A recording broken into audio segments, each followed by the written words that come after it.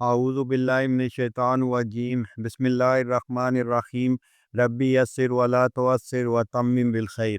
سب سے پہلے آپ سے ریکویسٹ ہے کہ اگر آپ نے ابھی تک اس چینل کو سبسکرائب نہیں کیا ہے تو اسے سبسکرائب کریں، لائک کریں، شیئر کریں اور بیل آئیکن لازمی پریس کریں تاکہ آپ کو ہر نئی آنے والی ویڈیو کا نوٹیفیکیشن موصول ہو سکے۔ جزاک اللہ۔ کارل ڈونز، جرمن فوج کے وہ ایڈمرل جنہیں ہٹلر نے خودکشی کرنے سے پہلے اپنا جانشین منتخب کیا تھا۔ وہ یکم مئی 1945 کا دن تھا جب جرمن سلطنت کے وزیر اطلاعات جوزف گوبلز نے ایڈمرل کارل ڈونز کو ایک نہایت عام ٹیلی گرام بھیجا۔ جوزف گوبلز ایڈولف ہٹلر کے قریبی ترین ساتھیوں میں سے ایک تھے۔ یہ پیغام انتہائی خفیہ اور فوری کے الرٹ کے ساتھ بھیجا گیا اور ان کا آغاز ان الفاظ سے ہوا کہ فیورر لیڈر کل سپہر 3:30 پر وفات پا گئے۔ گو کہ یہ جملہ چونکا دینے والا تھا، تاہم اس سے اگلا اور بھی زیادہ حیران کن تھا۔ 29 اپریل کی وصیت میں آپ کو جرمنی کا سربراہ مقرر کیا گیا ہے۔ ہٹلر نے خودکشی کرنے سے چند گھنٹے قبل بطور لیڈر اور چانسلر اپنے جانشین کے طور پر ایڈمرل کارل ڈونز کا انتخاب کیا تھا، جبکہ جوزف گوبلز کو چانسلر بنانے کی ہدایت کی۔ وصیت کے مطابق فیورر کے حکم سے یہ وصیت آپ کے علاوہ فیلڈ مارشل فرڈینینڈ شونر اور محفوظ رکھنے و اشاعت کے لیے بھیجی گئی ہے۔ جوزف گوبلز نے پیغام میں مزید کہا کہ نازی پارٹی چانسلری کے سربراہ مارٹن بورمان آپ کو صورتحال سے آگاہ کرنے کے لیے آپ سے ملاقات کا ارادہ رکھتے ہیں۔ ذرائع ابلاغ میں اعلان اور فوج کو آگاہ کرنے کا طریقہ اور وقت آپ کی صوابیت پر ہے۔ وصولی کی تصدیق کریں۔ تاہم جوزف گوبلز نے تصدیق کا انتظار نہیں کیا، بلکہ کچھ ہی دیر بعد انہوں نے اسی بنکر میں اپنی پوری فیملی سمیت خودکشی کر لی، جہاں ہٹلر نے اپنی زندگی کا خاتمہ کیا تھا۔ نہ بورمان اور نہ ہی ہٹلر کی وصیت کبھی پوری ہو سکی، کیونکہ اتحادی افواج ہر طرف پھیل چکی تھی اور انہوں نے اسے پورا ہونے سے روک دیا۔ یوں کارل ڈونز کے کندھوں پر مرتی ہوئی نازی جرمنی کی قسمت کا بوجھ آن پڑا، حالانکہ وہ خود بھی اس کے لیے تیار نہ تھے۔ انہوں نے بعد میں اپنی کتاب میموریز 10 ایئرز اینڈ 20 ڈیز 1959 میں لکھا، یہ سب میرے لیے بالکل غیر متوقع تھا۔ 20 جولائی 1944 کے بعد میں نے ہٹلر سے کوئی بات نہیں کی تھی، سوائے ایک اجلاس کے مجھے اس حوالے سے کبھی کسی سے کوئی اشارہ نہیں ملا۔ اب سوال پیدا ہو کہ انہیں کیوں منتخب کیا گیا؟ تو کارل ڈونز کے انتخاب کی وجہ سمجھنے سے پہلے کہ اس سوال کا جواب جاننا ضروری ہے کہ ہٹلر نے نازی جرمنی کی دو طاقتور ترین شخصیات ہرمن گورنگ اور ہائنریک ہیملر کو کیوں نظر انداز کیا۔ حقیقت یہ ہے کہ ہرمن گورنگ، جو ایک ماہر پائلٹ تھے اور جنہوں نے 1933 میں ہٹلر کو اقتدار میں لانے میں مدد دی تھی، طویل عرصے تک ہٹلر کا جانشین تصور کیے جاتے رہے۔ 1941 میں ہٹلر نے ایک خفیہ فرمان پر دستخط کیے تھے جس میں کہا گیا تھا کہ اگر وہ گرفتار یا قتل ہو جائیں تو فضائیہ لوفٹ وافے کا سربراہ ملک کی قیادت سنبھالے گا۔ لیکن 23 اپریل 1945 کو جب نازی حکومت بکھر رہی تھی، ہٹلر کو ہرمن گورنگ کی جانب سے ایک غیر متوقع ٹیلی گرام موصول ہوا۔ گورنگ اس وقت محفوظ مقام بیرشچ-گارڈن میں موجود تھے۔ انہوں نے پوچھا کہ اگر ہٹلر برلن کے قلعے میں محصور ہو گئے تو کیا وہ پورے ملک کی قیادت سنبھال لیں؟ انہوں نے مزید لکھا کہ اگر مجھے رات 10 بجے تک کوئی جواب نہ ملا تو میں سمجھوں گا کہ آپ اپنی آزادی حملاً کھو چکے ہیں۔ میں فرمان کے مطابق عمل کروں گا اور اپنے وطن اور عوام کے مفاد میں اقدامات کروں گا۔ اپنے خط کا اختتام انہوں نے ان الفاظ پر کیا، آپ جانتے ہیں کہ اس مشکل وقت میں میرے دل میں آپ کے لیے کیا جذبات ہیں، میں ان کا اظہار الفاظ میں نہیں کر سکتا۔ خدا آپ کی حفاظت کرے اور ہر حال میں آپ کو یہاں لے آئے۔ ہٹلر شدید غصے میں آ گئے اور ہرمن گورنگ پر غداری کا الزام لگایا۔ ان کو حکم دیا گیا کہ اگر وہ اپنے تمام عہدوں سے فوری مستعفی نہ ہوئے تو انہیں سزائے موت دی جائے گی۔ 25 اپریل کی صبح سے قبل ہرمن گورنگ کو نظر بند کر دیا گیا۔ ہٹلر کے دوسرے ممکنہ جانشین ہائنرک ہملر تھے، جو خوفناک ایس ایس کے سربراہ اور ہٹلر کے پرانے اور وفادار ساتھی تھے۔ لیکن ہرمن گورنگ کا پیغام ملنے کے 5 دن بعد ہٹلر کو معلوم ہوا کہ ہائنرک ہملر نے اتحادیوں سے خفیہ طور پر مذاکرات کی کوشش کی تھی، یہاں تک کہ مغربی محاذ پر جرمن فوج کو امریکی جنرل آئزن ہاور کے حوالے کرنے کی پیشکش بھی کی تھی۔ اس کے علاوہ وہ بغیر اجازت خفیہ احکامات بھی جاری کرنے میں ملوث پائے گئے۔ بنکر میں موجود عینی شاہدین کے مطابق ہٹلر ان اطلاعات پر شدید غصے میں آ گئے۔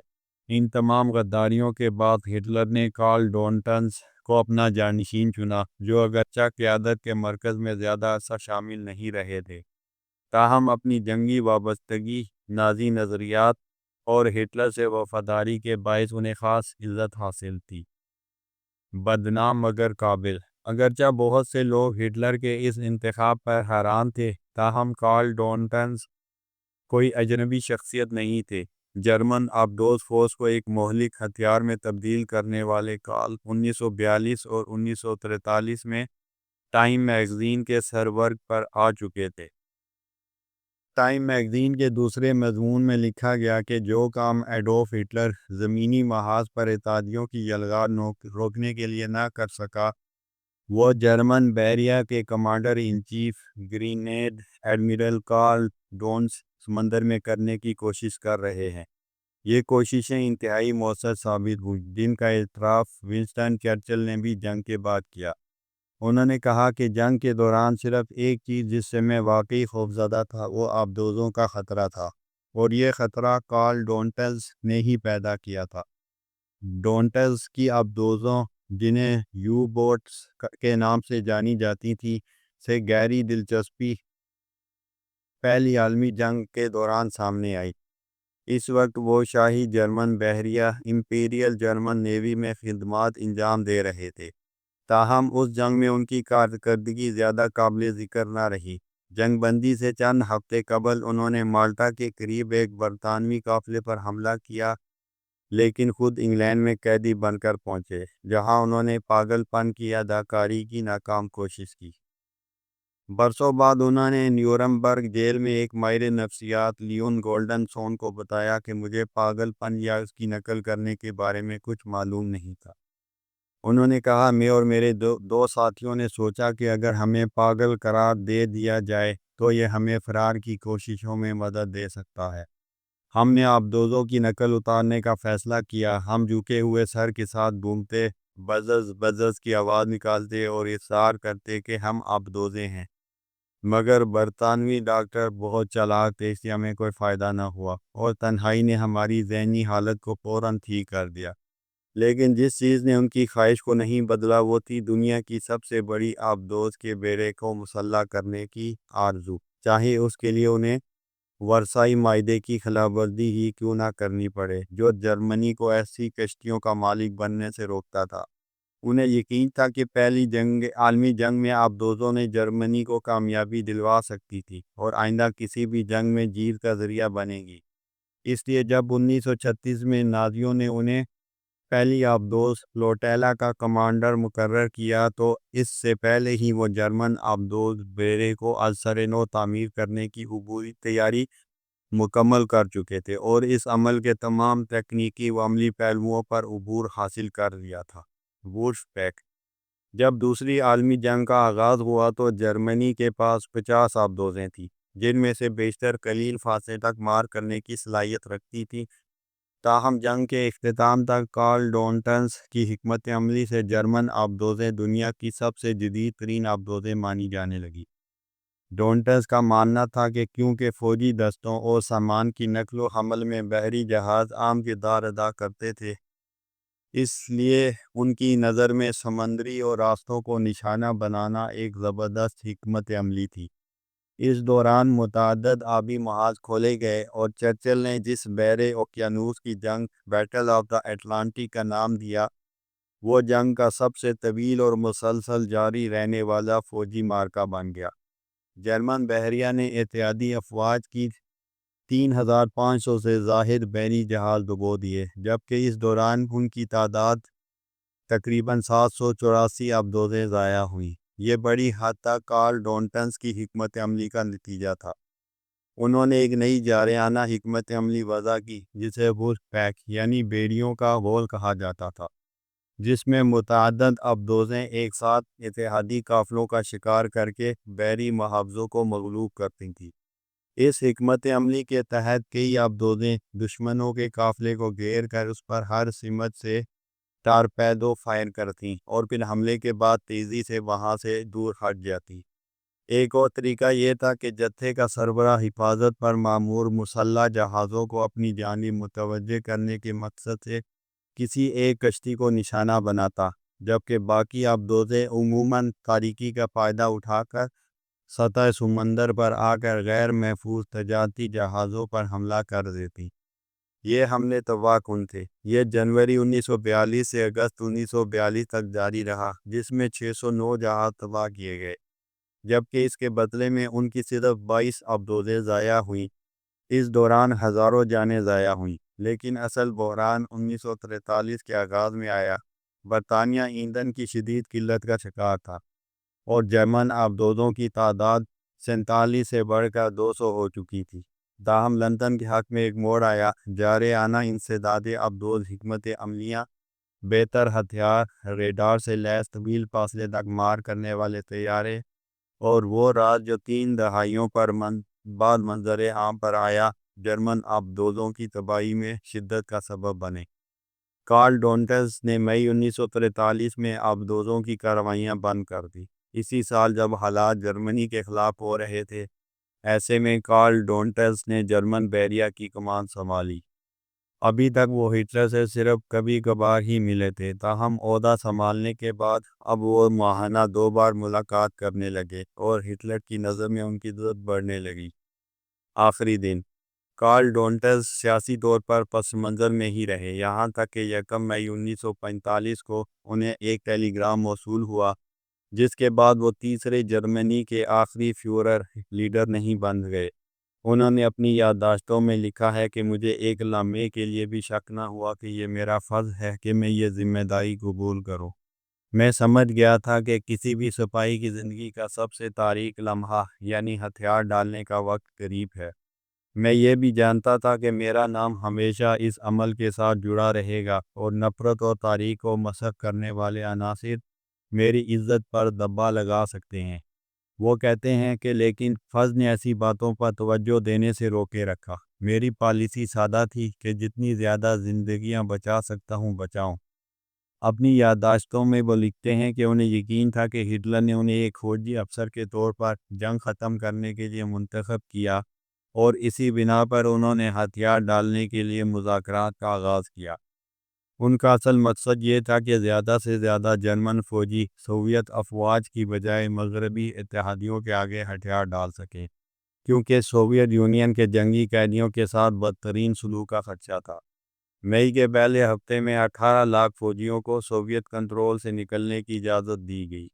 7 مئی 1945 کی صبح ایک جرمن وفد نے کارل ڈونٹز کے حکم پر ریمس، فرانس میں جنرل آئزن ہاور کے ہیڈ کوارٹر میں ہتھیار ڈالنے کی دستاویزات پر دستخط کی۔ سوویت رہنما جوزف اسٹالن نے ایک اور تقریب برلن میں منعقد کرنے پر زور دیا، جو 9 مئی کی صبح ہوئی۔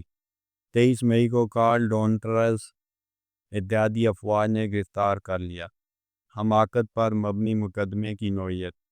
جرمنی کے شہر نیورمبرگ میں نازی قیادت کے خلاف مقدمات چلائے جا رہے تھے۔ اس دوران کارل ڈونٹز نے نتیجہ نکالا کہ ہٹلر نے انہیں صرف اس لیے جانشین مقرر کیا کیونکہ وہ واحد زندہ رہنما تھے جو نہ قید میں تھے نہ موت کے حکم کا شکار۔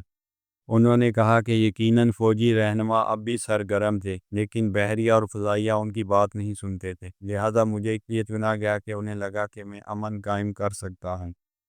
انہوں نے نیورمبرگ میں قید کے دوران گولڈن سون کو بتایا کہ اس مقدمے کی سب سے بڑی حماقت یہ ہے کہ ان 2 افراد کو شامل نہیں کیا گیا جو سب سے زیادہ مجرم ہیں، یعنی ہٹلر اور ہملر۔ مقدمے کے دوران جسے وہ مذاق خیز سمجھتے تھے، ڈونٹس کو احساس ہوا کہ انہوں نے جو کچھ کیا وہ ان کے محبوب ہٹلر کی خواہش کے برعکس تھا۔ انہیں یقین تھا کہ ہٹلر امن کے لیے مذاکرات چاہتے تھے، تاہم 1945-46 میں نیورمبرگ میں انہیں ہٹلر کے سیاسی وصیت نامے کے مندرجات معلوم ہوئے۔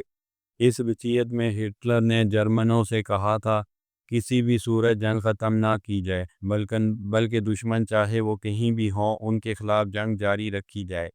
حقیقت میں وہ پیراگراف جس کے بعد کارل ڈونٹس کو جانشین نامزد کیا گیا وہ کچھ یوں تھا: جرمن قوم کو ایک باعزت حکومت دی جا سکے جو اپنے وعدے کے مطابق ہر ممکن طریقے سے جنگ جاری رکھے۔ اس لیے میں درج ذیل افراد کو نئی کابینہ کے قائد کے طور پر نامزد کرتا ہوں۔ ڈونٹس نے اپنے موقف کے خلاف الزامات کا دفاع کرتے ہوئے کہا کہ وہ کبھی سیاستدان نہیں رہے، بلکہ وہ صرف ایک وفادار فوجی افسر تھے۔ انہوں نے دعویٰ کیا کہ انہیں یہودیوں کے قتل عام ہولوکاسٹ کی ہولناکیوں کا علم نہیں تھا، حالانکہ بعد میں انہوں نے تسلیم کیا کہ وہ 1934 سے ہی حراستی کیمپوں کے وجود سے واقف تھے۔ انہیں 10 سال قید کی سزا سنائی گئی جو بری نہ کیے جانے والوں میں سب سے ہلکی سزا تھی۔ یہ فیصلہ عدالت کے سب سے متنازع فیصلوں میں شمار ہوتا ہے۔ آزادی۔ کارل ڈونٹس نے اپنی باقی زندگی تک نازی نظریات سے ناطا نہیں توڑا۔ برلن کی سپانڈاؤ جیل سے رہائی سے قبل ہی انہوں نے 1954 میں مغربی جرمنی کے صدارتی انتخابات میں حصہ لیا مگر بری طرح ناکام رہے۔ وہ 1956 میں رہا ہوئے اور ایک سرکاری پنشن کے ساتھ مغربی جرمنی کے چھوٹے سے قصبے میولو میں ریٹائرمنٹ کی زندگی گزارنے لگے۔ انہوں نے 2 یادداشتیں لکھی اور جنگ پر مبنی چند دستاویزی فلموں کے لیے انٹرویوز دیے۔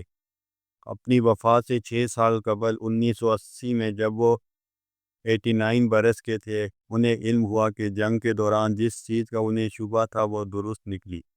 جب 1943 میں ان کی آبدوزیں مسلسل تباہ ہونے لگی تو انہیں گمان ہوا کہ شاید نازیوں کی مشہور انیگما مشین کا کوڈ توڑ دیا گیا ہے، لیکن انہوں نے یہ خیال رد کر دیا کیونکہ اس مشین کے 150 ارب سے زائد کمبینیشنز تھے جو جرمن افواج خصوصاً آبدوز بیڑے کی خفیہ مواصلات کو ناقابل فہم بناتے تھے۔ لیکن 1974 میں انکشاف ہوا کہ برطانوی ماہرین کی ایک ٹیم نے واقعی اس کو توڑنے میں کامیابی حاصل کر لی تھی۔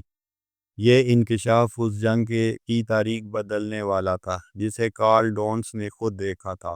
انہوں نے کہا، اب مورخین کو ابتدا سے تاریخ دوبارہ لکھنی پڑے گی۔ وآخر دعوانا الحمد للہ رب العالمین۔